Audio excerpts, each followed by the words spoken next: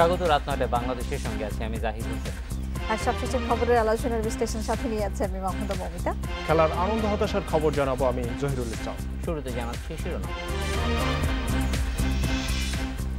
বাঘাইছড়ির ঘটনায় তৃতীয় ধাপের উপজেলা নির্বাচনে বাড়তি নিরাপত্তা, রোহিঙ্গা চলাচলে বিধিনিষেধ।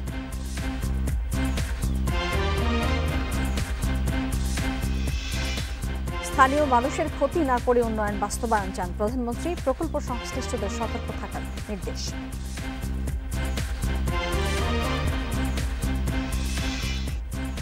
বিশ্বকাপের প্রস্তুতি শুরু ২০ এপ্রিল, ১ মে যাবে আয়ারল্যান্ড, সর্বোচ্চ নিরাপত্তায় মনোযোগ বিসিবি।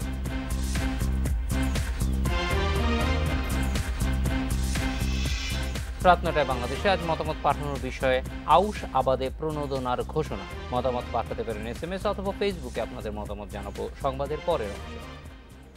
তৃতীয় দফা উপজেলার ভোটে বাড়তি নিরাপত্তার উদ্যোগ নিচ্ছে নির্বাচন কমিশন। ভোটের আগের দিন ২৩ মার্চ থেকে ২৫ মার্চ সকাল পর্যন্ত রোহিঙ্গাদের ক্যাম্প ছাড়ায় নিষেধাজ্ঞা দেওয়া হয়েছে। এছাড়া বাঘাইছড়ি হত্যাকাণ্ডে ভোটে অংশ নেওয়া প্রতিদ্বন্দ্বীদের পক্ষে কেউ জড়িত থাকতে পারে বলে ধারণা করছেন প্রধান নির্বাচন commissioner KM Nurul Huda. ১৮ March উপজেলা নির্বাচনের কাজ শেষ করে ফেরার পথে বাঘাইছড়ির ৯ মাইল এলাকায় নির্বাচনী কর্মকর্তা ও আইন শৃঙ্খলা বাহিনীর সদস্যদের ওপর হামলা চালায় সন্ত্রাসীরা। গুলিতে নিহত ৭ এবং আহত অন্তত ২৪ জন। সংবাদ সম্মেলনে এ ঘটনায় শোক ও নিন্দা জানান প্রধান নির্বাচন কমিশনার। পাশাপাশি নিহতদের পরিবারকে অর্থ সহায়তা ও আহতদের চিকিৎসা ব্যয় বহনেরও ঘোষণা দেন সিইসি। নিহতদের প্রতি পরিবারের জন্য ৫.৫ লক্ষ টাকা করে আর্থিক অনুদান দেওয়া হবে এবং আহতদের সুচিকিৎসার ব্যবস্থা করা হচ্ছে। আঘাতের ধরন অনুযায়ী তাদেরকে আর্থিক অনুদান দেওয়া হবে। দ্বিতীয় ধাপের ভোটে আইন শৃঙ্খলা বাহিনী তৎপর থাকলেও চোরাগুপ্তা হামলার বিষয়টি আজ করা যায়নি বলেও জানান KM নুরুল হুদা।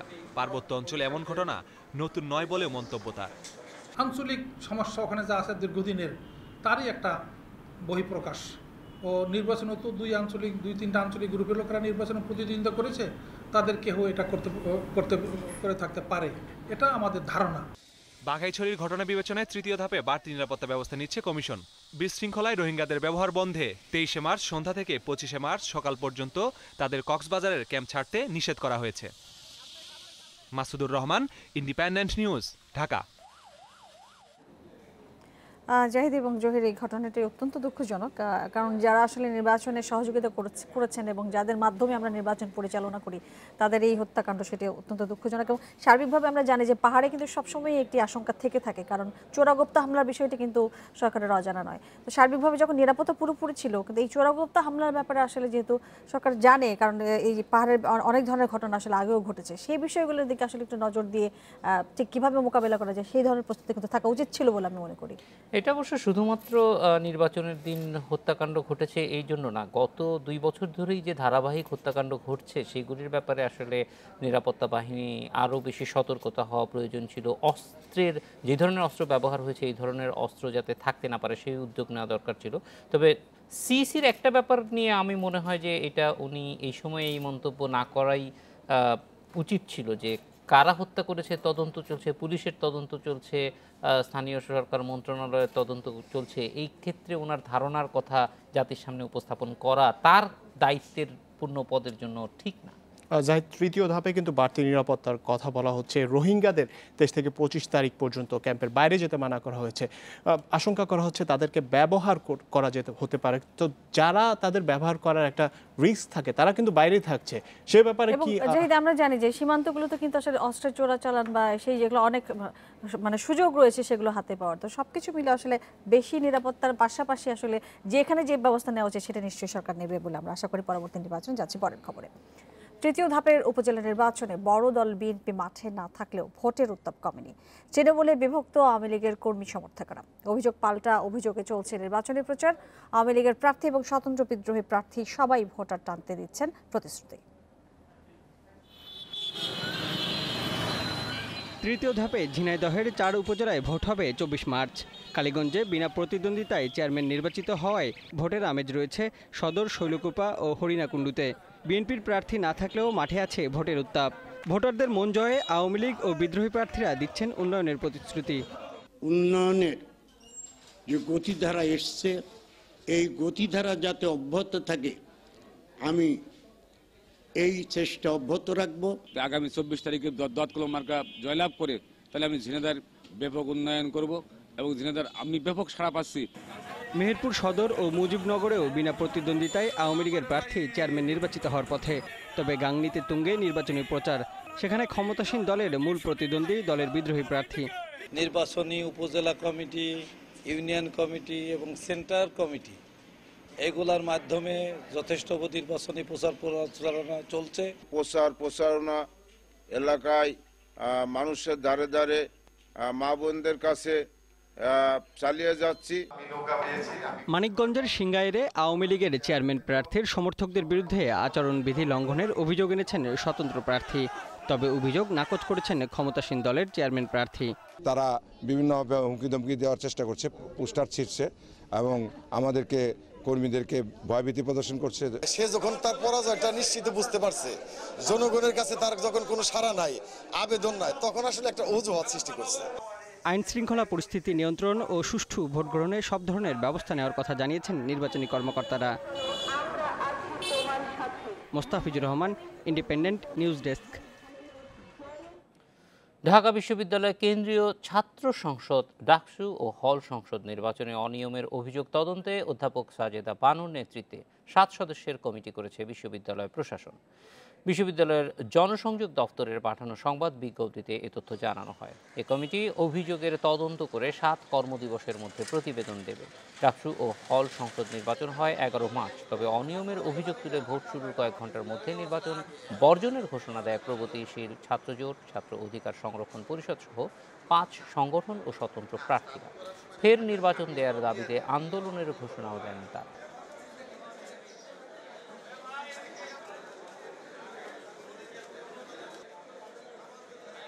মানুষের জীবন জীবিকার ক্ষতি না করে উন্নয়ন প্রকল্প প্রণয়ন এবং বাস্তবায়নের পরামর্শ দিয়েছেন প্রধানমন্ত্রী শেখ হাসিনা।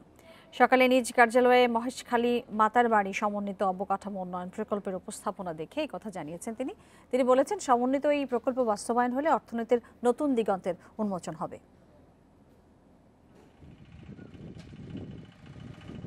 মহেশখালীতে বড় অর্থনৈতিক পরিকল্পনা বাস্তবায়নে এগোচ্ছে সরকার।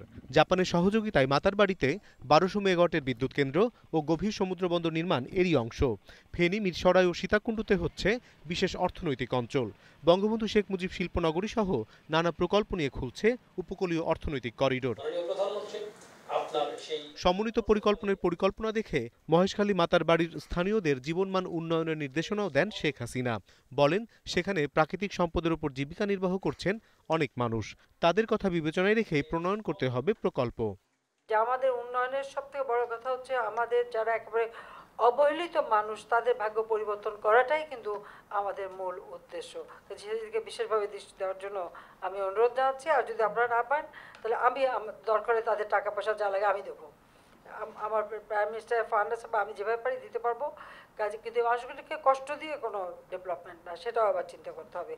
জমি অধিগ্রহণে স্থানীয়রা যেন ঠিক সময়ে ন্যায্য দাম পায় তা নিশ্চিতের নির্দেশও দেন প্রধানমন্ত্রী। ডেভেলপমেন্ট করব সেটা খুব ভালো কথা, অনেক বিরাট বিরাট কোম্পানি, অনেক টাকা পয়সা আসবে, কিন্তু ওখানকার এই মানুষগুলি যে দিনরাত অক্লান্ত পরিশ্রম করে তারা যে জীবন জীবিকা করতো, তাদের এই জীবন জীবিকাটা অনেকেই বন্ধ হয়ে গেছে, অনেকেই মানবেতর জীবনযাপন করছে।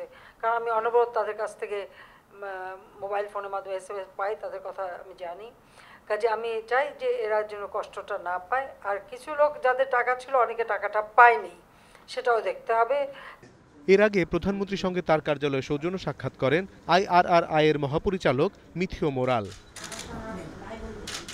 এছাড়া বীর মুক্তিযোদ্ধা, আওয়ামী লীগ নেতা, জামাত শিবিরের হামলায় আহত ও 21 আগস্ট গ্রেনেড হামলায় আহতদের পরিবারের সদস্য সহ 10 পরিবারকে অনুদানের চেক তুলে দেন প্রধানমন্ত্রী।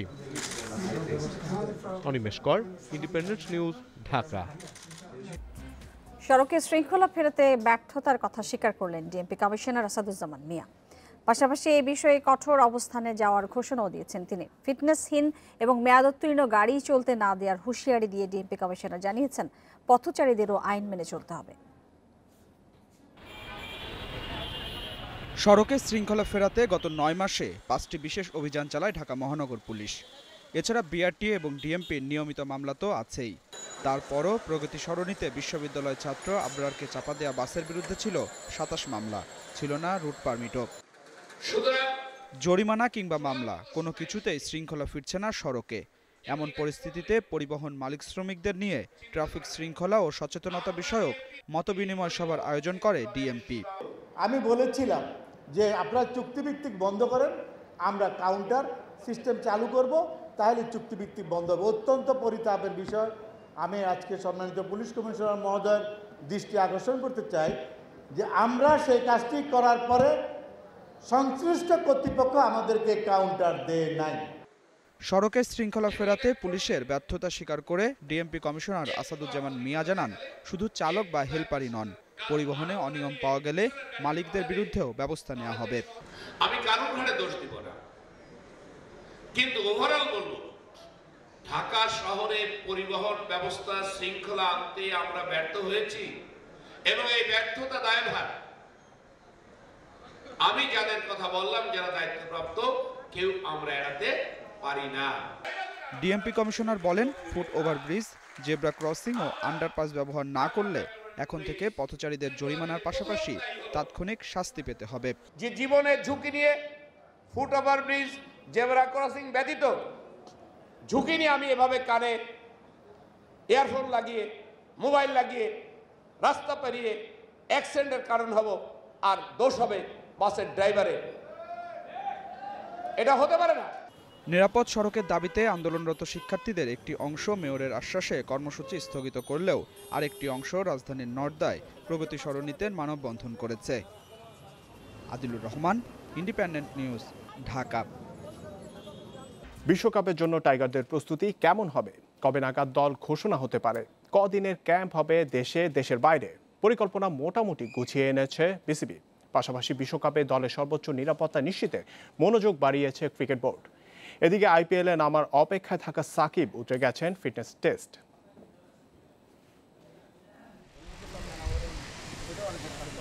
ঢাকা প্রিমিয়ার লিগে ব্যস্ত ক্রিকেটাররা।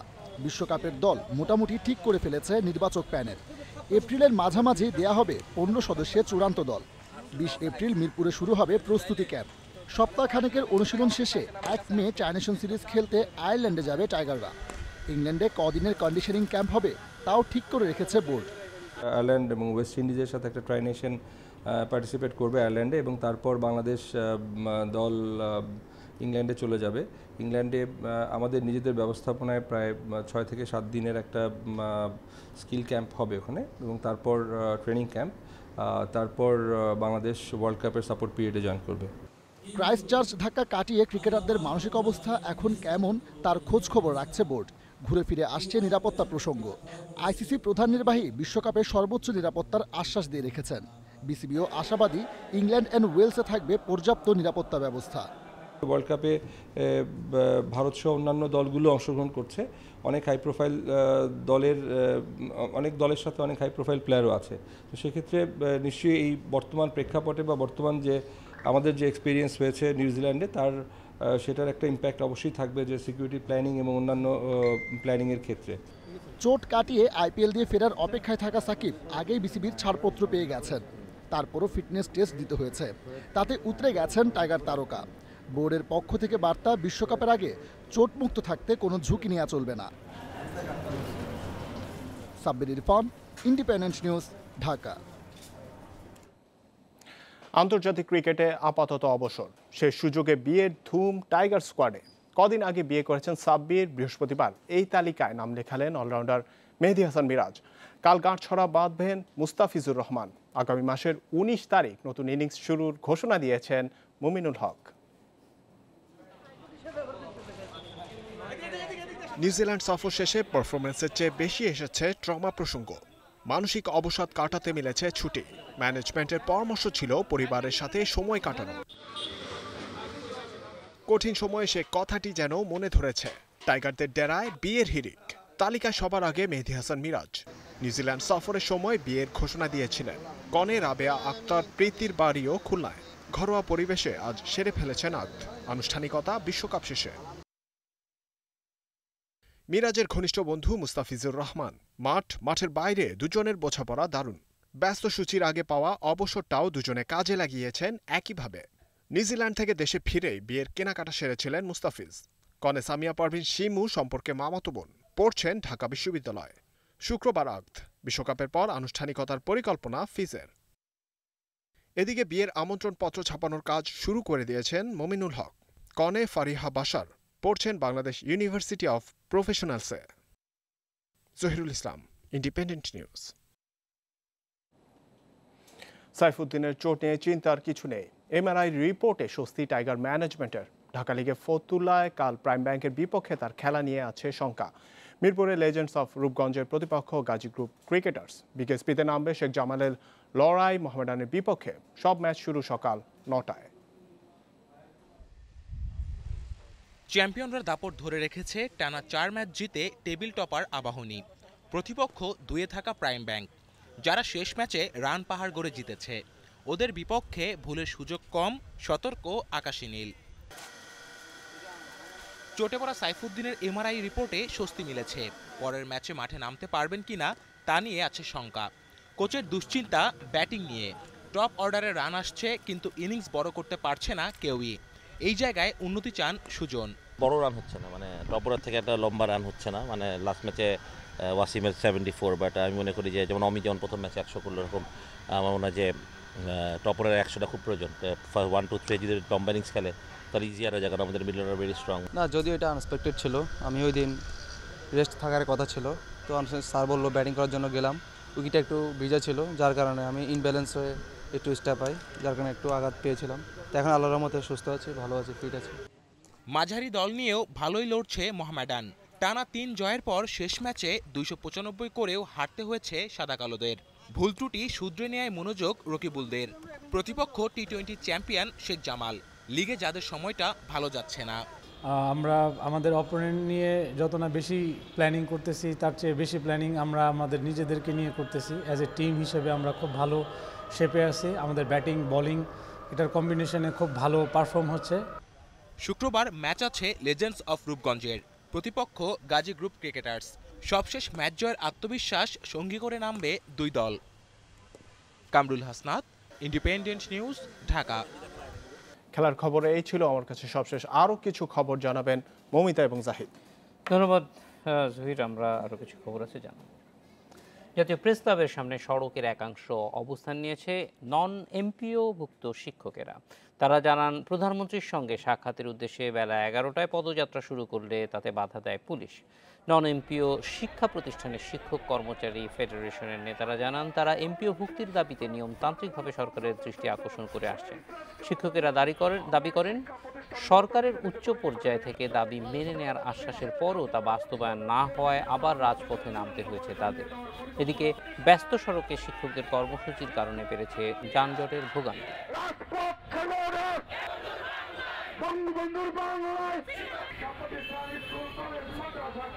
আজকে এই নন এমপিও শিক্ষা প্রতিষ্ঠানগুলোকে জন্ম দিয়েছেন আপনারা, স্বীকৃতি দিয়েছেন আপনারা, অথচ ভরণ পোষণের দায়িত্ব নেবেন না, এটি কখনো হতে পারে না।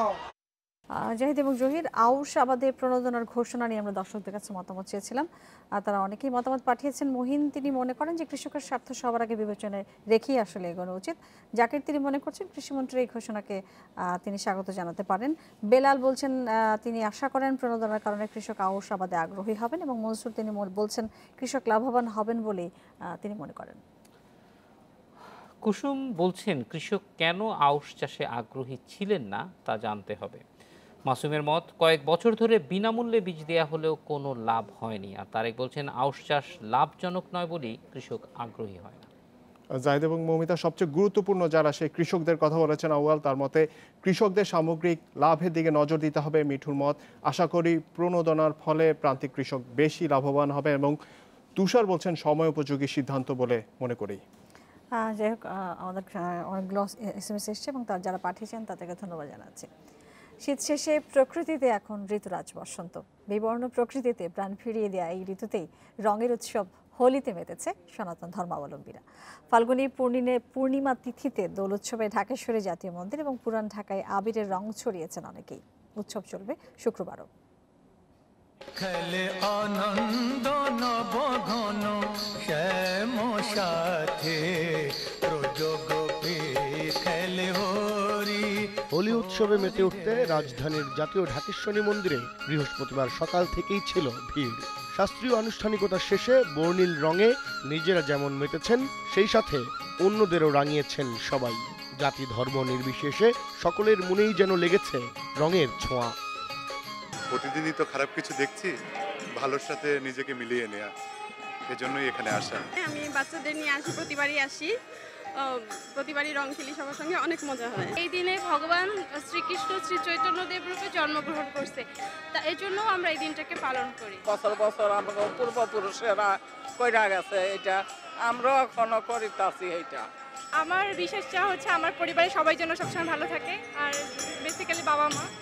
হোলিকে বসন্ত উৎসব হিসেবেও উদযাপন করা হয়। সনাতন শাস্ত্র মতে ফাল্গুন মাসের পূর্ণিমার দিন বৃন্দাবনে রাধার সঙ্গে রং খেলায় মেতেছিলেন ভগবান শ্রীকৃষ্ণ।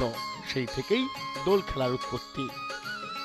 উৎসব করে আমরা এই আনন্দ করে গোবিন্দের কাছে প্রার্থনা করছি আমাদের সকলের দেশ জাতির মঙ্গলময় হয়ে শান্তিতে সবার জীবন আনন্দময় হোক। ঢাকেশ্বরী জাতীয় মন্দিরে ছিল পূজার আয়োজন। প্রেমাস্পদের জন্য শ্রীকৃষ্ণের কাছে কায়মনোবাক্যে প্রার্থনা করেছেন হিন্দু সম্প্রদায়ের মানুষ।